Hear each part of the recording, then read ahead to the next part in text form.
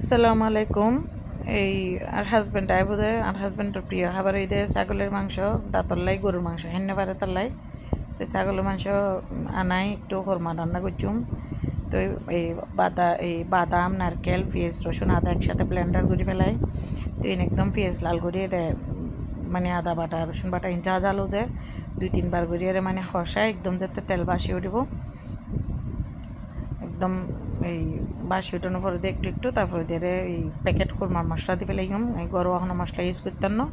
তো ইনুর বালা করে 2-3 বার করে হসাইম, কারণ আদা রসুন ইনুইতে যা জালো জিনিস যাতে ইনুর যা জালো ইয়ান হমে যে এভাবে বুঝুম একদম তাতে আবার তেল বাসি উঠিব। তারপরে মাংস দিয়ে হসাই মানে এই শুধু মানে এইগিনুরও বাড়তি কোনো মশলা দিতাম না, গরুয়া কোনো দনে গুঁড়ো টুড়ো কিচ্ছু দিতাম না, মরিচ গুঁড়া হলুদ গুঁড়া যা শুধু এগিন আর দুধ আর কি।